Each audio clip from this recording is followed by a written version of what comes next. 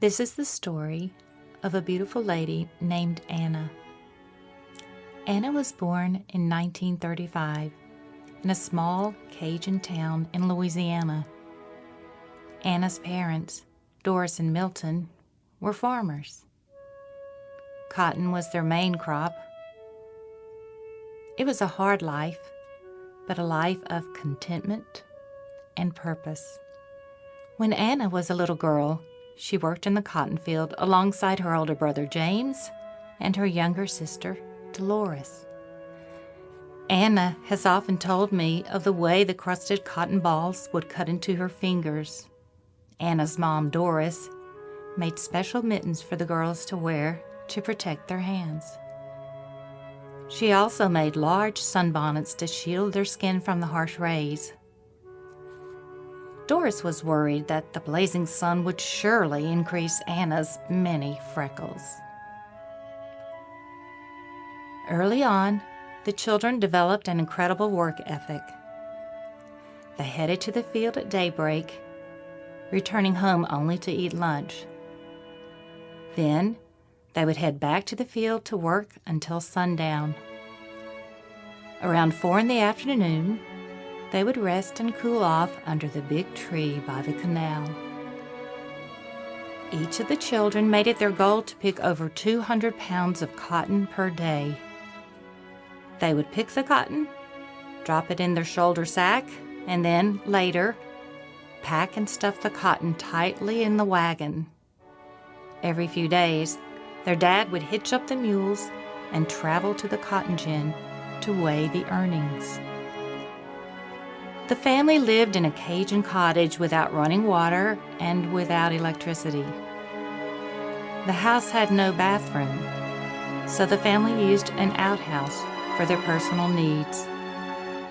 Each night, the family would kneel down and pray together. The childhood memories are happy ones of hard work, family, and faith. At that time in history, Cajun children were forbidden to speak French during the school day. So the children spoke English by day and French at home. They easily became fluent in both languages. To this day, Anna and Dolores still speak French with one another, much to the enjoyment of those around them. And tu te rappelles de tout ça, sister? Of course. Mais faut-il me dire ça en français? Mais en français, c'est comme ça, c'est? Mais ouais, OK. Tu te rappelles de tout ça, là? Tout ça, là, ouais. OK. Et tu te rappelles de ton coton? Mais c'était blanc, blanc, blanc. C'est vrai, c'est vrai. The cotton was white, white, white. Each year, the girls looked forward to receiving the Sears and Roebuck catalog in the mail. They would flip through the many pages of dresses and pick out pictures of the outfits they would like. Couldn't wait to get the Sears and Roebuck, also Montgomery Ward, and there was an Alden catalog as well. And Spiegel, and Spiegel. So when that would come in the mail, that was our wish book. So all the time that we were picking cotton, and we knew that we would be spending our money on what we liked and what we wanted for school clothing. Well, that was our wish book, and then we'd tell Mama what we wanted, and she would make an order, and then we would send it out. And about 7 to 10 days, we would wait for that mailman to bring us our stuff. We never really went shopping. Mama made all our clothes. As Anna reached high school age, it was clear that her red hair and freckles had melded into true beauty.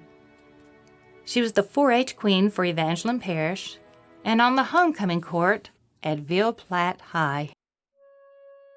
By this time, the Korean War was ongoing. Anna's brother James had joined the Air Force and was stationed in Germany. But before he left, James purchased a car for the family. The year was 1950. Until that time, the family had used a horse and buggy as their means of transportation. On Saturday nights, Anna and her sister would visit the Evangeline Club. One evening, Anna met a handsome young soldier named Richard. Richard was stationed at Fort Polk all the way from upstate New York. He had enlisted in the Army at the age of 17. Richard had just returned from combat in Korea. I hear it was love at first sight. On April 18th, 1953, Anna and Richard were married in Sacred Heart Catholic Church. Anna had just turned 18. Richard was not yet 21. Richard embraced the Cajun culture and settled in Louisiana. The couple raised 3 sons. Throughout her married life, Anna worked hard at her employment during the day. She made a lovely and cheerful home for her family. She was a master chef in the kitchen and could cook up the best seafood gumbo in town. I have the good fortune to have married Anna's middle son. I've treasured the gift of having such a special mother-in-law and such a special grandmother for our children.